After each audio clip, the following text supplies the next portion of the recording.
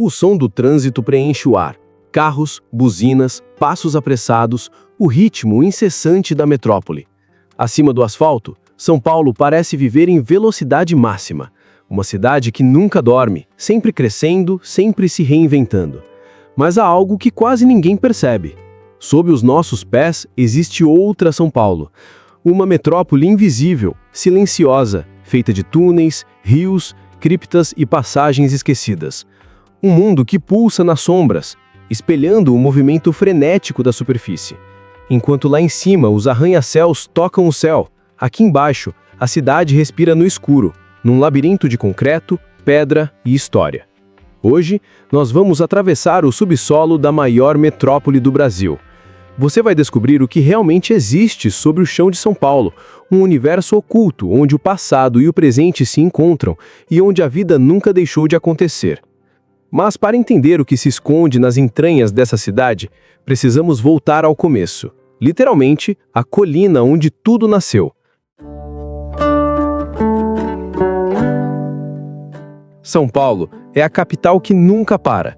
Com mais de 12 milhões de habitantes e uma região metropolitana que ultrapassa os 20 milhões, é o coração econômico do país e o palco de histórias que se entrelaçam em cada rua, cada avenida, cada camada de terra. Mas poucos sabem que sob os prédios e avenidas existe uma São Paulo paralela, uma cidade subterrânea formada por rios soterrados, criptas, túneis e corredores esquecidos, que revelam uma face completamente diferente da metrópole moderna. Neste episódio, vamos atravessar os séculos e as profundezas. Da colina onde os jesuítas ergueram a primeira construção em 1554, até o metrô que transporta milhões de pessoas todos os dias, vamos descobrir como o subsolo da cidade guarda memórias, mistérios e movimentos invisíveis.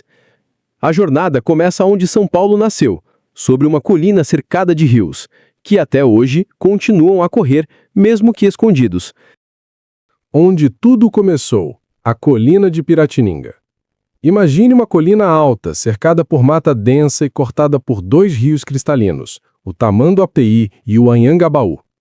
Era o ano de 1554. Ali, jesuítas ergueram o Colégio de São Paulo de Piratininga, o embrião da metrópole que viria a nascer. A cidade começou ali, no alto, longe das cheias entre águas que hoje já não se veem. Sob o pátio do colégio ainda repousam vestígios de um tempo em que o som da missa se misturava ao canto dos pássaros e ao murmúrio dos rios. Mapas do século XVI mostram essas águas serpenteando em torno do colégio.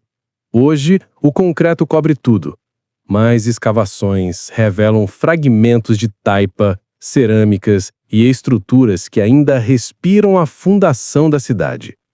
É possível imaginar as paredes de barro, o chão de terra batida e o cheiro úmido da colina recém-domada. Ali nasceu São Paulo, e sob aquele mesmo solo, sua história continua viva, em silêncio. Mas aquelas águas que cercavam a colina ainda correm, só que escondidas. Com o avanço da urbanização, São Paulo cresceu mais rápido do que seus rios podiam suportar.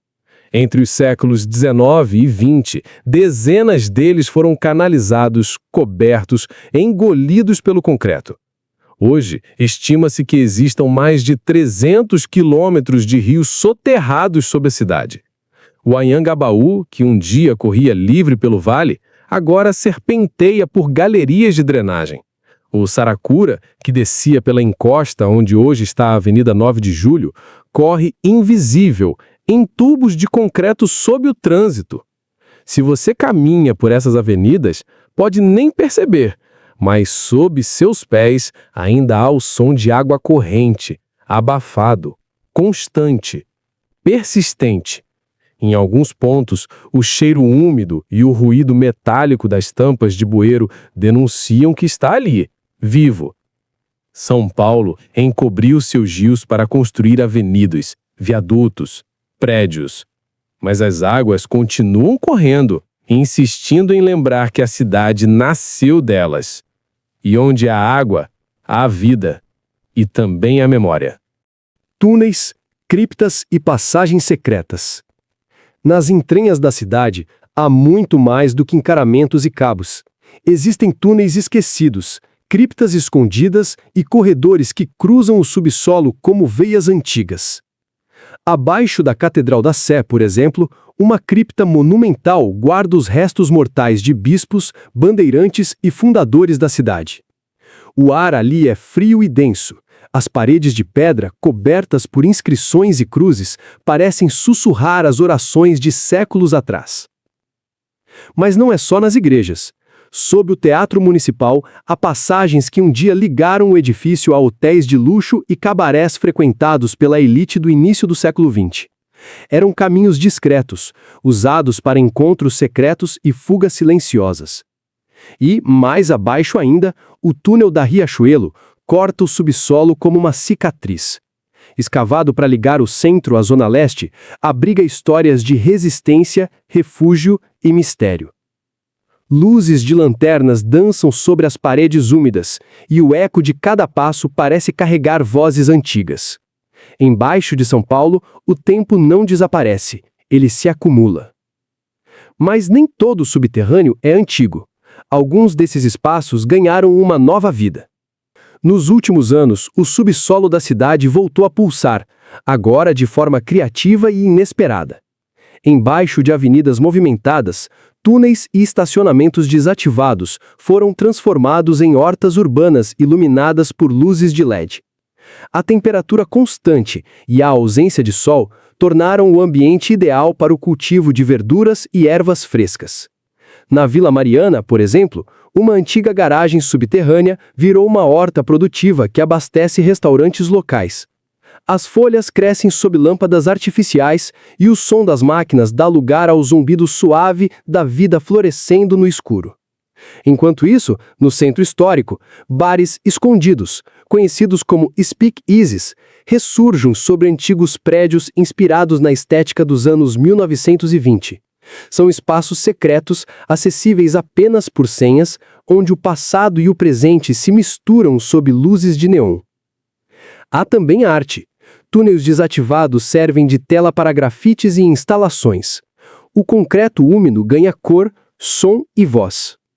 O subterrâneo de São Paulo volta a ser espaço de expressão, como se a cidade dissesse: mesmo sobre a terra eu continuo viva. E mesmo no coração moderno da metrópole, o subterrâneo continua crescendo, agora em escala colossal. Hoje, o maior símbolo do subterrâneo paulistano é o metrô, uma das obras de engenharia mais complexas da América Latina.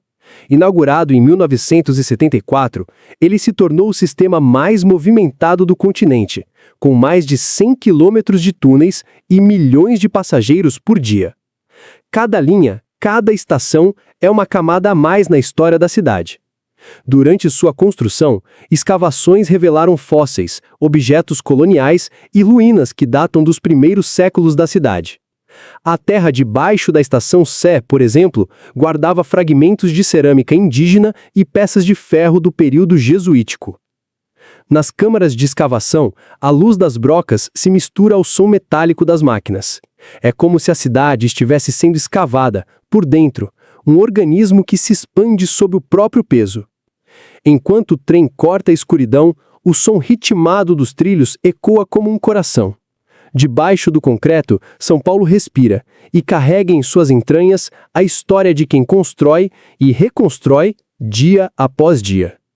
Por baixo das avenidas, dos monumentos e dos prédios espelhados, existe uma São Paulo invisível, feita de silêncio, movimento e lembranças.